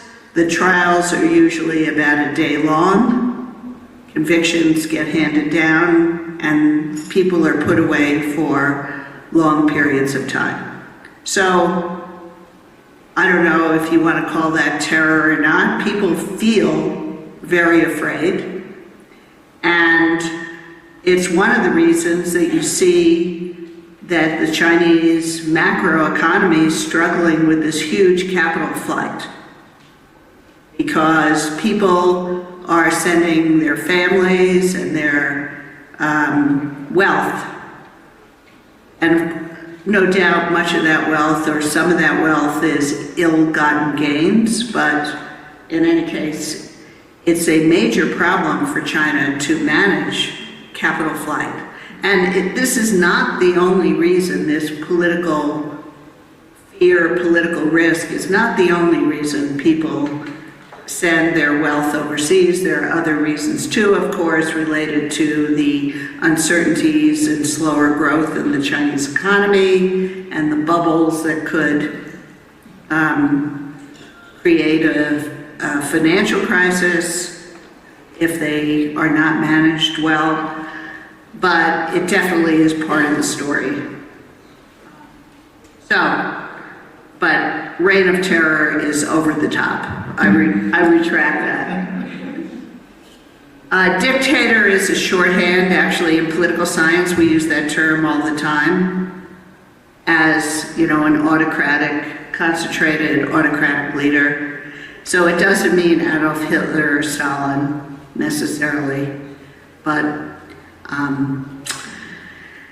as to how big the difference is between the way China is ruled today and the way it was ruled under Hu Jintao, in the leadership politics that I was discussing, it does appear to be a really significant shift. But as I pointed out at the end, many of the rules have not been changed. They're still being followed. The collective bodies are still meeting. So we need to wait and see. And I definitely agree with Ambassador Anguiano that this is more a restoration. What Deng Xiaoping was doing was going back to 1956 system, to the 8th Party Congress system, in which Liu Xiaoqi and Deng Xiaoping tried to establish Soviet-style collective leadership. And so that is exactly what they're doing.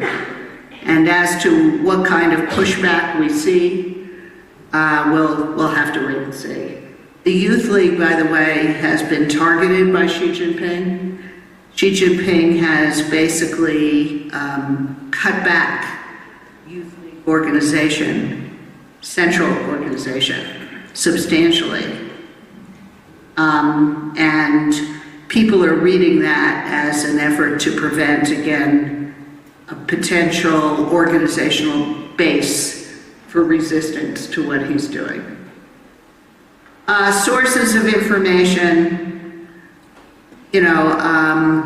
studying leadership politics in China is extraordinarily difficult because of the fetish for secrecy, the desire to present a facade of unity. So I read newspapers and try to read between the lines in the official newspapers, and then I try to interview people who have experience and access to leadership politics in China. But it's very tricky. It's not very good data. We don't And I'm always very aware of the risks of relying on rumors that just get passed back and forth. So, but I feel at the same time we can't not study this, even though you can't study it like a real social scientist. By the way, my colleague Victor Schur does study leadership politics in a more systematic way, because what he does is he believes that patron-client factions are the building blocks of Chinese politics, and he charts out these factional ties by analyzing the careers of all the Central Committee members. Now they're doing the provincial party committee members. Basically, he and our graduate students are charting the whole Chinese political elite and who worked with whom when, and what are using network analysis, and so they're studying it much more systematically than I do. How do you become a member of the Chinese Communist Party? Is that your question? It has become easier, as the ambassador said, to become a member of the party. Now it's about 6% of the population, party members, and that's still not that big. It's still supposed to be an elite organization.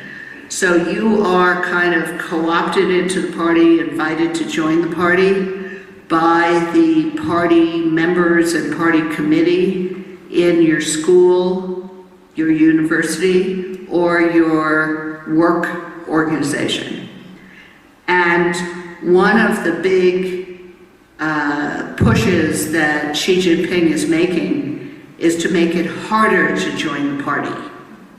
He believes that all sorts of opportunists and careerists have snuck into the party, and that these people are not necessarily staunch, completely loyal to him or even to party rule.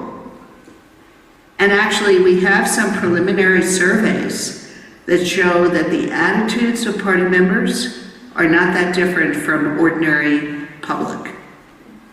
So he might be right. So he's now, there's a big push in conjunction with the party discipline campaign to make it harder to join the party, to raise the standard. Not because under Hu Jintao it was just the most capable people and the people who looked like they were on a path to become successful leaders in different walks of life, business, economy, culture, whatever. So the universities, the top universities, were recruiting sometimes like 80% of the class at Tsinghua or Beijing University would become party members. So it was the best and the brightest, not necessarily the most staunch communists. So now Xi Jinping's trying to change that, to have people who are more committed. Things like, you have to pay your dues in person, because a lot of party members weren't doing much. So that's a way of reminding you you're a party member. And your political thinking is going to be taken more seriously when you become a party member now. But it is pretty interesting that so many people wanted to become party members, even in this highly marketized economy, that they thought it was something that would be valuable to their personal careers. They felt it was an honor and they wanted to do it. So that's a good sign for the longevity of Communist Party rule. Taiwan, we're going to delay till Wednesday, do cross-strait. And as to whether or not some splits in the leadership or could impact the Chinese economy and society? Absolutely. If there's a big split in the leadership at the same time China has a lot of demonstrations. These demonstrations are usually pretty small scale, but remember, and they come from middle class and blue collar laid off workers, all sorts of protests, environmental protests. Environment has become a big issue, especially with the urban middle class. So if you get some split in the leadership at the same time that there's some protests going on, all bets are off. I mean, what's so much in Xi Jinping's mind is that the Communist Party of the Soviet Union fell from power very suddenly. No forewarning. No building of a nationwide opposition movement, or anything like that. It was a split in the leadership that brought it down, not a bottom-up revolution. So the split in the leadership is potentially a very dangerous thing for Communist Party rule. And of course it would have a major impact on the economy. Thank you very much, Dr. Shirk. Thank you very much for your assistance y nos vemos entonces el miércoles.